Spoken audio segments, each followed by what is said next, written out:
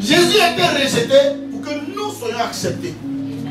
Mais malheureusement, beaucoup parmi nous sont encore rejetés par leur propre famille. Sont encore rejetés par leurs propres amis, par leurs propres femmes, par leur propre mari. Et c'est normal parce que Jésus lui-même, à la croix, a été abandonné par le Créateur.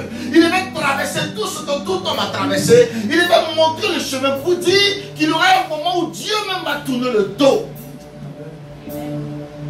Mais ce qui se passe, qu'est-ce qui se passe? Lorsque nous sommes abandonnés, nous arrêtons de vivre.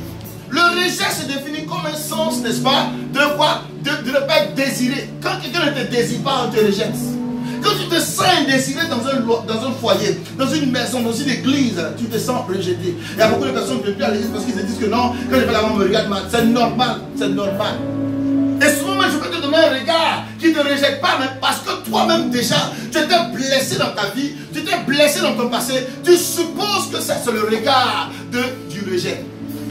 Le rejet est diabolique, le rejet est dangereux, le rejet apporte beaucoup de personnes aujourd'hui à ne plus vivre dans leur vie, à ne plus avancer dans leur foyer, dans leur business, dans leur foi chrétienne, dans leur appel.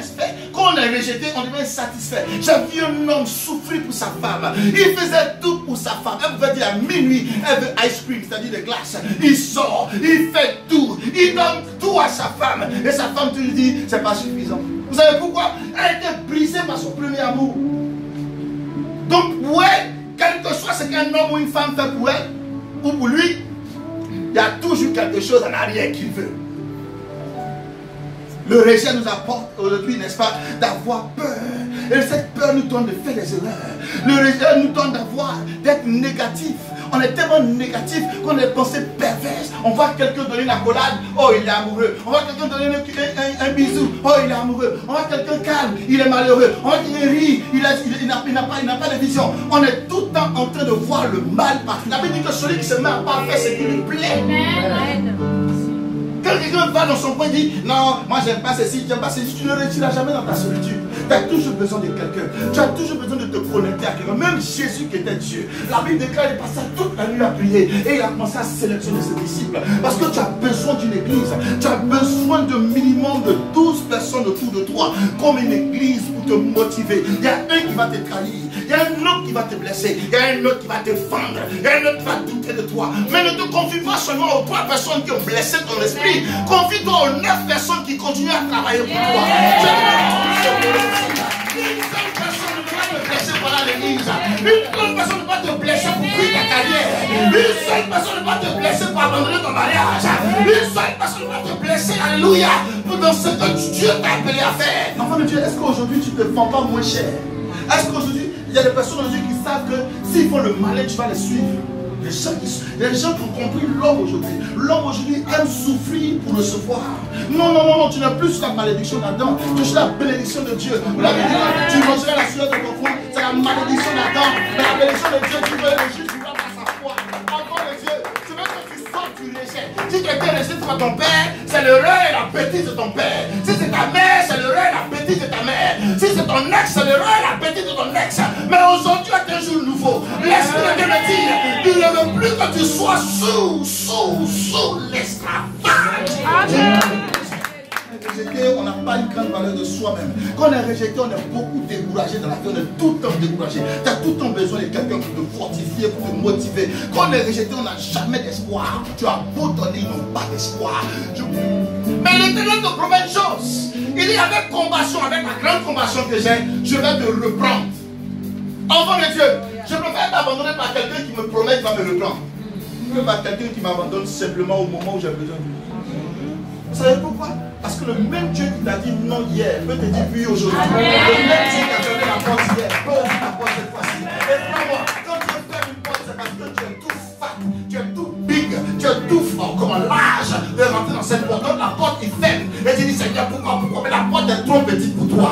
Donc quand Dieu ouvre cette porte, il est sûr que la porte soit tellement large.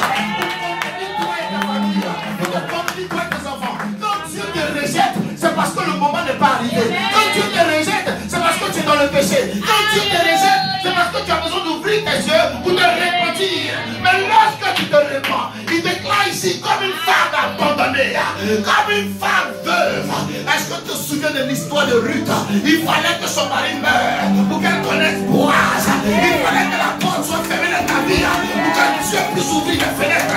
Il fallait que la maladie te connaisse un docteur, pour que la grâce de Dieu se manifeste. Il fallait que les gens te quittent. Il fallait que les gens te quittent pour connaître ton potentiel. Amen. Oh, comme un enfant de Dieu, comme un enfant de Dieu. Il fallait qu'on te chasse d'une maison. Pour qu'un jour tu dis, Seigneur, il est temps pour moi d'acheter une maison. Il fallait que le diable mette le feu dans ton mariage. Pour que tu commences à prier pour ton mari. Il fallait que le diable mette le feu dans ton mariage. Pour que tu commences à prier pour ta femme. Il fallait que le diable mette le feu dans ton travail. Pour commencer à décider de doubler ton revenu. De tripler ton revenu. Ne te sens pas rejeté. Le Seigneur te fait une porte simplement. Parce que je n'ai pas prêt. Acclame le Seigneur. Jamais tu sors rejeté de ton esprit. Jamais tu sors blessé. Jamais tu sors dans la mentalité que ta vie n'a pas de sens. Ta vie n'a pas de sens pour eux. Mais pour moi et Jésus, ta vie a un sens. Il y a un sens pour toi. On va humilier tous ceux qui t'ont humilié. On va briser tous ceux qui t'ont brisé. On va exposer tous ceux qui n'ont jamais vu le monde. Pas décourager. Alors, alléluia, si Dieu te met enceinte 50 fois, pas enceinte 50 fois. Mais dans les 50 fois, ton Samuel va sortir de là. Alléluia. Si tu te marier 100 fois, marie-toi 100 fois. Alléluia. Ne donne pas tes oreilles aux gens pour te critiquer. Si tu arrêtais simplement de parler de toi à tout le monde, et de parler de toi à ton bishop et à ton père spirituel, à ton Dieu, tu vas voir combien de choses tu vas accomplir. Parce que le nombre d'ennemis dans ta vie est souvent 1000 fois que le nombre d'amis. Mais spirituellement parlé, il y a une grande armée. Cette armée de Jésus-Christ qui marche avec toi, avec les anges. Et chaque fois que tu parles de toi à Jésus-Christ, il élève des signes de prière dans le ciel. Je refuse, il y a même pas, je refuse ce soir. Je refuse de te rejeter. Pas un humain comme moi. Quelqu'un qui respire par ses narines et qui voit par ses yeux. Alors, enfant de Dieu, ce soir, il faut accepter simplement que tu as été rejeté. Et puis passe à autre chose. Amen. Et ne parle plus de ça. Tu gardes le nom de ta mère, tu gardes le nom de ton père quand tu parles de ça. Personne n'a besoin de savoir. Mais toi seul tu sais, sur ton cœur est écrit, il y a une cicatrice.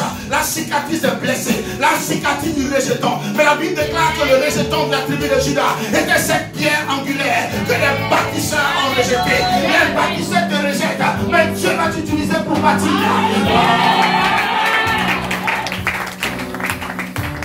Pardonne les personnes qui t'ont blessé.